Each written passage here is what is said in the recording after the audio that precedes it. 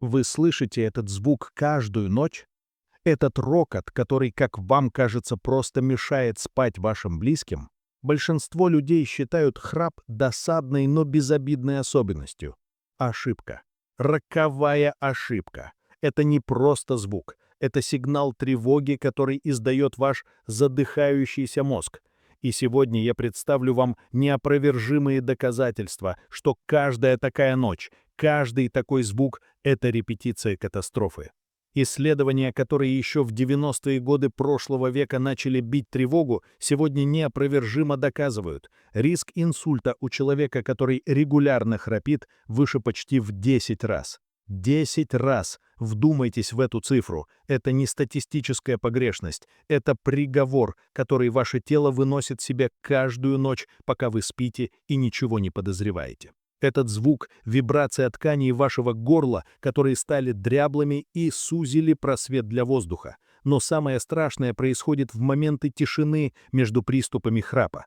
Это мгновение, когда дыхание останавливается полностью. Ваше тело в панике, сердце колотится, пытаясь протолкнуть кровь, лишенную самого главного — кислорода. А мозг, ваш мозг, самый тонкий и сложный инструмент во Вселенной, в этот момент буквально синеет от удушья. Здравствуйте, меня зовут Фридрих Шмидт, я немецкий врач-невролог со стажем более 35 лет, и сегодня мы вместе проведем это важнейшее расследование, чтобы вырвать вас из лап этой тихой эпидемии. А сейчас, по традиции нашего канала, я прошу вас сделать кое-что очень важное. Напишите, пожалуйста, в комментариях ваш город. Так мы все вместе видим карту людей, которые ищут правду о своем здоровье. И, конечно, обязательно подпишитесь на канал. В финале я раскрою тот простой, но невероятно мощный комплекс ежедневных действий, который может стать вашей главной защитой. Наш общий враг сегодня — это опасное заблуждение, будто храп — это норма. Это ложь, которую мы привыкли себе рассказывать. И я последовательно разоблачу несколько скрытых угроз, которые таятся за этим звуком. Начнем с главного, с кислородного голодания, или, говоря научным языком, гипоксии. Представьте себе водолаза, у которого раз за разом перекрывают шланг с воздухом. Именно это и происходит с вашим мозгом. Данные исследований шокируют. Во время остановок дыхания, которые следуют за храпом, уровень кислорода в вашей крови может падать до 60% и даже ниже. У пациентов с тяжелой формой этого состояния, которое называется синдром обструктивного апноэ сна, такие эпизоды удушья могут повторяться до 100 раз в час. 100 раз за 1 час ваш мозг оказывается на грани гибели. Чтобы понять весь ужас происходящего, давайте прибегнем к аналогии. Ваши сосуды, особенно сонные артерии, питающие мозг, это не просто трубки. Это высокотехнологичные магистрали. А теперь представьте, что каждую ночь по этим магистралям проносится вибрационная волна от храпа. Американские ученые установили, что эта вибрация повреждает внутреннюю выстилку артерий, эндотелий. Год за годом это приводит к утолщению стенок сосудов. Они становятся жесткими, неэластичными. Это все равно, что пытаться поливать нежный сад из старого, потрескавшегося пожарного шланга. Давление нарастает, и в один ужасный момент происходит разрыв. Мозговое кровоизлияние, геморрагический инсульт. Или же на поврежденной стенке нарастает атеросклеротическая бляшка, которая однажды оторвется и закупорит сосуд, вызвав ишемический инсульт. Оба сценария ведут к инвалидности или смерти. И спусковым крючком становится обычный, привычный храп. Но это лишь один фронт невидимой войны. Второй, не менее опасный враг — это скрытая ночная гипертония. Вы мерите давление днем, принимаете таблетки, и вам кажется, что все под контролем. Какое заблуждение! У здорового человека во время сна артериальное давление естественным образом снижается на 10-20%. Организм отдыхает, сосуды восстанавливаются, но если вы храпите и у вас есть остановки дыхания, все происходит с точностью да наоборот. В каждый момент, когда вы перестаете дышать, мозг бьет тревогу, выбрасывая в кровь гормоны стресса. Сердце начинает бешено сокращаться, а сосуды судорожно сжимаются, пытаясь доставить остатки кислорода к жизненно важным органам. В эти секунды ваше давление подскакивает до запредельных значений. И так десятки, а то и сотни раз за ночь. Представьте себе двигатель автомобиля, который вместо спокойной работы на холостых оборотах постоянно кто-то переводит в режим экстремальных нагрузок, выжимая педаль газа в пол. Как долго прослужит такой мотор? Ответ очевиден. Именно поэтому пациенты с апноэ сна так часто жалуются на то, что утром их давление выше, чем вечером перед сном. Они просыпаются уже с гипертоническим кризом. Исследования с участием более 12 тысяч человек показали, что храп увеличивает распространенность гипертонии на 20–80%. Я помню одного своего пациента, Ханса, водителя автобуса. Он не мог понять, почему его новейшие препараты от давления не работают. Днем все в норме, но каждое утро тонометр показывал цифры, близкие к инсульту. Причина была не в его сердце и не в почках. Причина была в храпе, который его жена описывала как рев мотора старого грузовика. Мы избавили его от апноэ сна, и давление нормализовалось без всяких таблеток. Третий враг самый коварный, потому что он действует медленно и незаметно, разрушая саму вашу личность. Я говорю о хроническом повреждении нейронов и когнитивном дефиците. Ваш мозг — это не просто орган, это центр управления вашей памятью, вашими эмоциями, вашим интеллектом. Глубокие фазы сна — это время, когда мозг проводит генеральную уборку, удаляет токсичные продукты обмена, накопившиеся за день, и переводит кратковременные воспоминания в долговременную память. Но при апноэ сна вы практически лишены этих глубоких фаз. Бесконечные пробуждения, вызванные удушьем, не дают мозгу выполнить эту критически важную работу. Это похоже на архив, в котором каждую ночь происходит землетрясение. Все документы разбросаны, ничего невозможно найти, новые папки не успевают разбирать. Итог? Утром вы просыпаетесь не отдохнувшим, а разбитым, с головной болью. Днем вас преследует сонливость, вам трудно сосредоточиться, вы становитесь забывчивым, раздражительным. Это прямые последствия гибели клеток мозга из-за хронической нехватки кислорода. Патогенез этого повреждения хорошо изучен. Изменения в ионных каналах, глутаматная экситоциксичность, хроническое нейровоспаление. Это не просто слова, это описание того, как ваш мозг медленно варится в собственном соку из-за недостатка кислорода. И последствия выходят далеко за рамки просто плохого самочувствия. Специалисты из Швеции установили, что у людей с апноэ риск попасть в дорожную аварию возрастает в 2,5 раза. Американская ассоциация апноэ сна приводит еще более страшную статистику. 38 тысяч человек в США ежегодно умирают от сердечных заболеваний, где апноэ было главным осложняющим фактором. Помимо разрушения мозга и сосудов, эта ночная война наносит удар по всему вашему организму. Я говорю о метаболической катастрофе.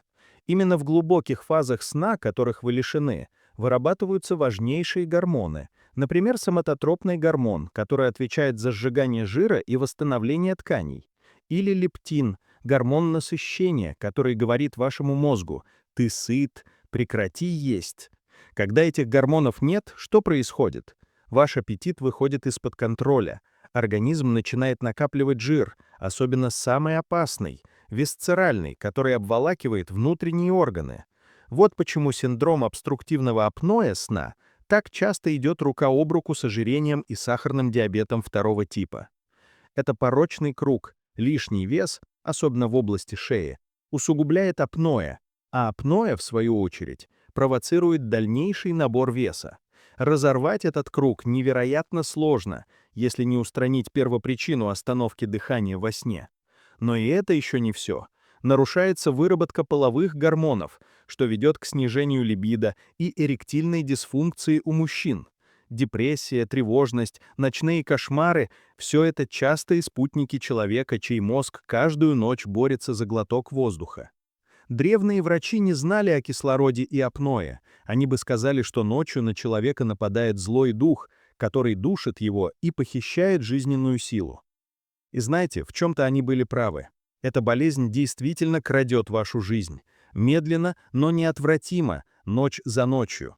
Но что, если я скажу вам, что у нас есть способ изгнать этого духа, что решение не в сложных аппаратах или операциях, а в силе ваших собственных мышц? Мы подробно рассмотрели врагов, которые под покровом ночи ведут войну против вашего здоровья. Мы увидели, как храп разрушает сосуды, взвинчивает давление и медленно стирает вашу память. Кажется, что это приговор. Но в каждом расследовании наступает момент, когда после сбора всех улик появляется герой, способный все изменить. И в нашей истории этот герой не чудо-таблетка и не дорогостоящий аппарат. Этот герой — это вы сами, а точнее сила и тонус мышц вашего языка и глотки. Позвольте мне представить вам главное решение — миофункциональную терапию. Звучит сложно, но на деле это простой и доступный каждому комплекс упражнений. Почему это работает? Вспомним причину храпа и апноэ. Мышцы языка, мягкого неба и глотки с возрастом или из-за лишнего веса ослабевают.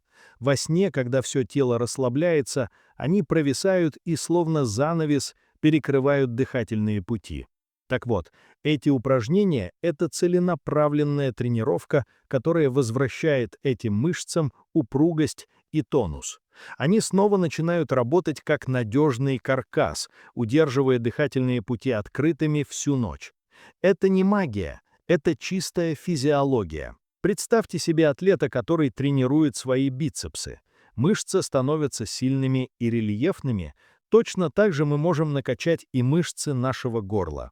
Эффективность этого метода подтверждена серьезными научными исследованиями. Как Рейновский систематический обзор, один из самых авторитетных источников в мировой медицине, показал, что миофункциональная терапия значительно снижает дневную сонливость и улучшает качество сна. А метаанализ 9 исследований показал ошеломляющий результат — 50% снижение индекса апноэ-гипопноэ. Это означает, что количество остановок дыхания за ночь у пациентов сократилось вдвое. Вдумайтесь, в одном из исследований у 62,5% пациентов после 3 месяцев таких тренировок умеренная форма апноэ перешла в легкую, а у некоторых и вовсе исчезла. Они победили болезнь без лекарств и операций, просто силой собственной воли и дисциплины. Итак, перейдем к протоколу для тех, кто готов действовать. Это ваш личный план по восстановлению контроля над своим сном и своим здоровьем. Упражнения нужно выполнять ежедневно, лучше всего 2 раза в день, утром и вечером. Начнем с самого важного. Упражнение номер 1.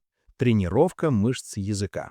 Максимально выдвиньте язык вперед и вниз, стараясь коснуться им подбородка.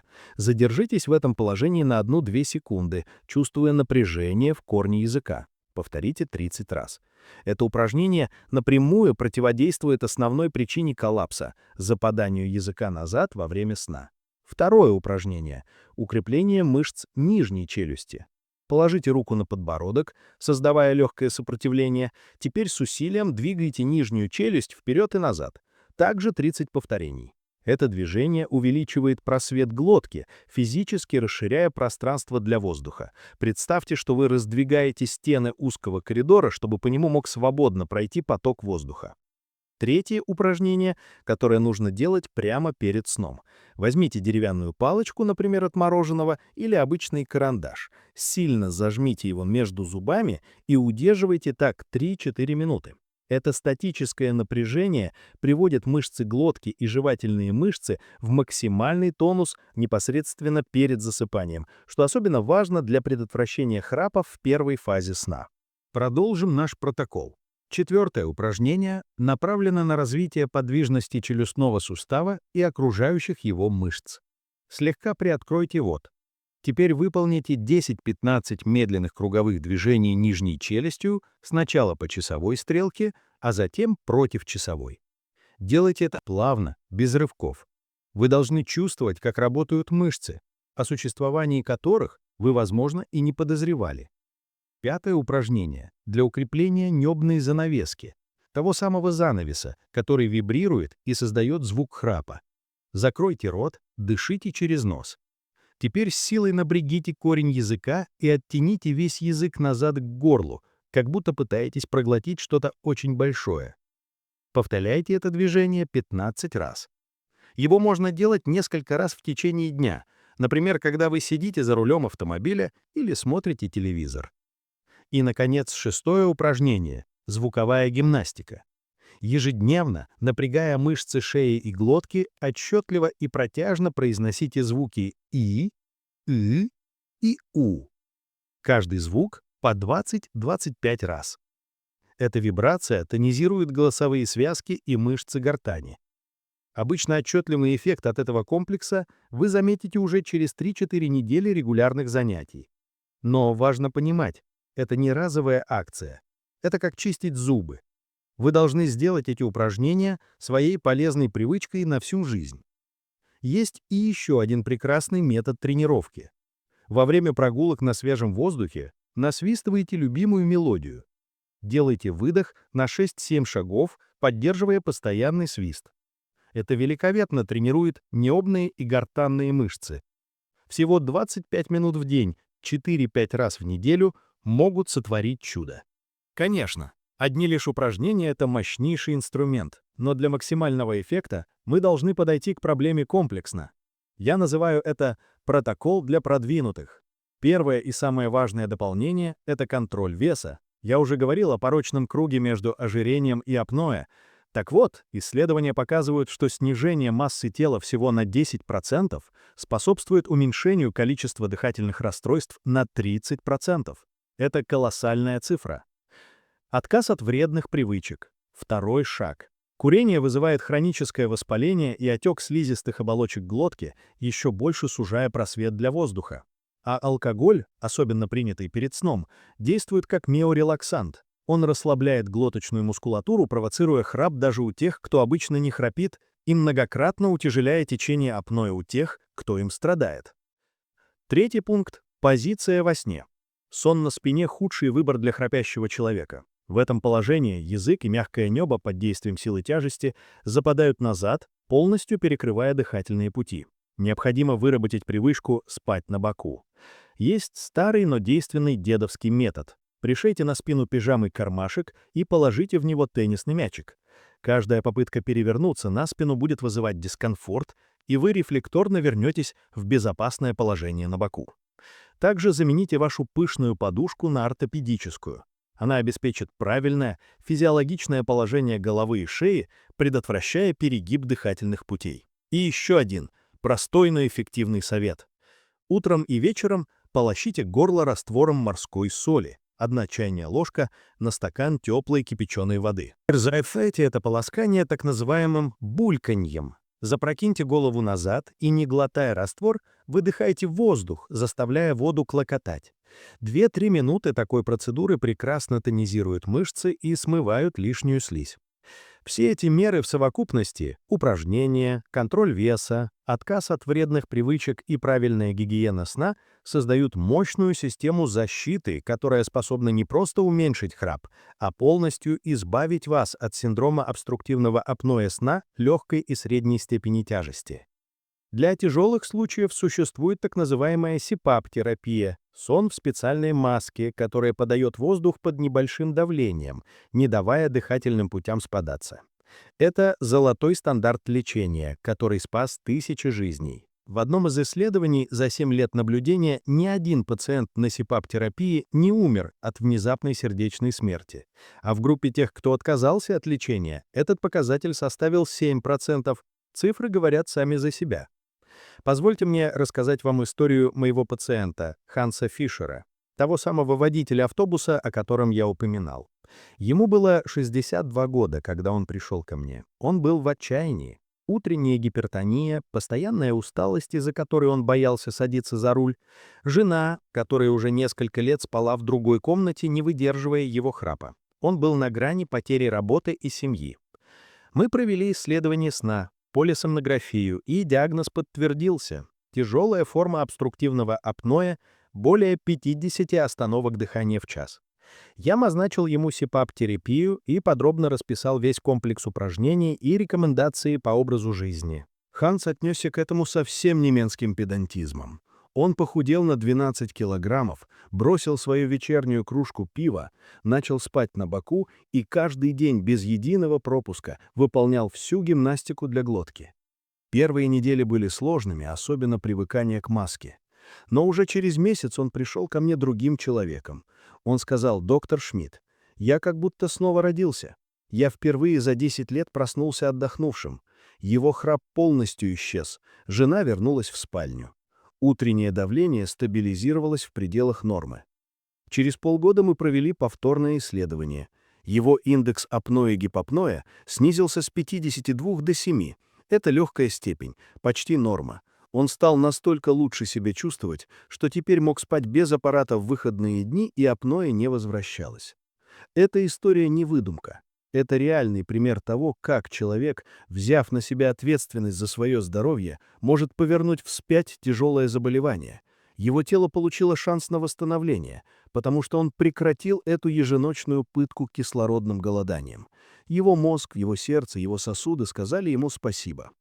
Эта победа стала возможной только благодаря осознанию простой истины. Храп — это не просто звук, это крик вашего тела о помощи. Игнорировать его значит сознательно идти к инсульту, инфаркту и раннему угасанию. Но теперь вы знаете, что делать. У вас есть четкий план, проверенный и эффективный. Выбор за вами — продолжать репетировать катастрофу или начать тренировку для спасения собственной жизни. Начните сегодня. Не откладывайте на завтра. Каждая спокойная ночь, которую вы себе подарите, это еще один шаг к долгой, здоровой и полноценной жизни. Давайте подведем итог нашего расследования. Мы установили, что безобидный на первый взгляд храп является грозным симптомом, указывающим на смертельно опасное состояние – синдром обструктивного апноэ сна. Мы вскрыли механизмы, посредством которых это состояние разрушает ваш организм изнутри. Во-первых, это хроническое кислородное голодание мозга и всего тела, которое ночь за ночью повреждает стенки сосудов, подготавливая почву для инсульта. Во-вторых, это скрытая ночная гипертония, которая изнашивает ваше сердце и делает сосуды хрупкими. В-третьих, это медленная гибель нейронов, ведущая к потере памяти, снижению интеллекта и постоянной дневной усталости. Мы также увидели, как нарушение сна разрушает ваш метаболизм, приводя к ожирению и диабету. Но самое главное, мы обнаружили, что враг не всесилен. Мы нашли его уязвимое место – слабость мышц глотки. И мы вооружились самым мощным оружием – знанием.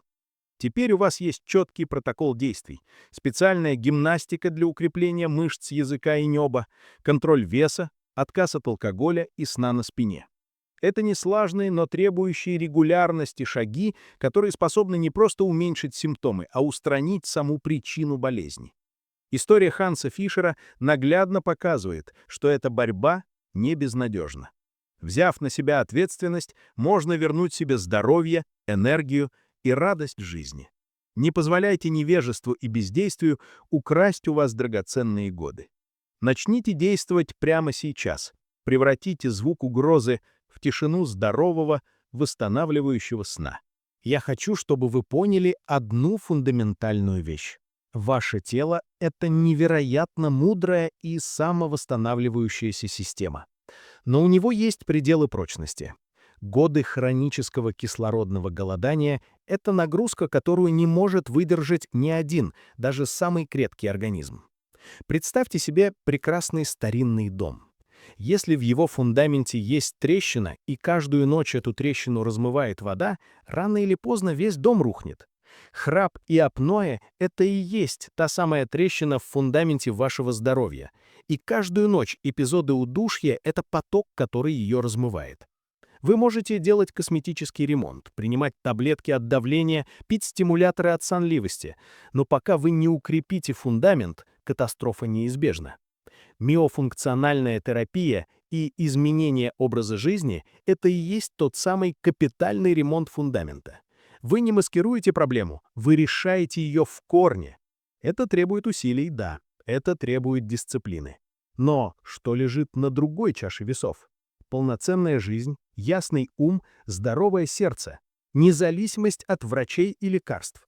Разве это не стоит 30 минут в день, потраченных на простые упражнения? Каждая тренировка – это ваш вклад в собственное долголетие. Каждая ночь без храпа – это ночь, когда ваше тело не борется за выживание, а по-настоящему отдыхает и восстанавливается. Я верю в силу маленьких, но регулярных шагов. Не нужно пытаться изменить все за один день. Начните с одного-двух упражнений. Добавьте к ним еще одно через неделю. Постепенно, шаг за шагом, вы выстроите свою несокрушимую крепость здоровья, которой не страшны будут никакие ночные бури. Многие врачи общей практики, к сожалению, до сих пор не уделяют должного внимания жалобам на храп. Они могут отмахнуться, сказав, что это возрастное или связано с весом. Они не всегда осведомлены о всей серьезности последствий, поэтому вы должны стать главным экспертом по своему здоровью. Вы должны понимать, что происходит в вашем теле, и требовать адекватной диагностики, если это необходимо. Золотым стандартом диагностики является полисомнография, исследование сна, во время которого специальные датчики регистрируют все функции вашего организма: активность мозга, уровень кислорода, частоту сердечных сокращений, дыхательные усилия. Это исследование дает полную картину ночной битвы, которую ведет ваш организм. Если у вас есть возможность, обязательно пройдите его. Но даже без него, если ваши близкие говорят, что вы громко храпите и иногда перестаете дышать во сне, если вы просыпаетесь с головной болью и чувствуете себя разбитым, это уже достаточное основание, чтобы начать действовать немедленно. Не ждите инсульта, не ждите, пока ваше давление выйдет из-под контроля. Профилактика – это всегда лучше, чем лечение последствий катастрофы, особенно когда эта профилактика находится в ваших руках. Помните, что распространенность этой проблемы огромна. Почти 1 миллиард людей в мире страдает от сонного апноэ. 40% мужчин и 20% женщин храпят постоянно. Вы не одиноки в этой проблеме, но вы можете быть в числе тех, кто нашел из нее выход. Тех, кто сделал осознанный выбор в пользу здоровья. Ваше будущее, ваша ясная память, ваша способность радоваться каждому новому дню – все это зависит от того, какое решение вы примете сегодня, выслушав все, что я вам рассказал. В завершение нашего расследования я хочу оставить вас с одной очень важной мыслью. Мы часто ищем сложные решения для наших проблем. Мы верим в дорогие лекарства, в высокотехнологичные операции, в новомодные диеты. Но иногда самые мощные и эффективные инструменты лежат на поверхности, и они абсолютно бесплатны. Сила ваших собственных мышц, сила вашей дисциплины, сила вашего знания – вот истинное противоядие против этой тихой ночной угрозы. Спасибо, что были со мной в этом важном расследовании. Если вы считаете эту информацию ценной, поддержите нашу работу лайком. Но самое главное, нажмите на кнопку «Поделиться» и отправьте это видео своим близким. Этот простой жест – акт настоящей заботы, который может уберечь здоровье дорогого вам человека. Подпишитесь и нажмите на колокольчик, чтобы не пропустить наш следующий выпуск. И напишите в комментариях, какой факт заставил вас задуматься больше всего.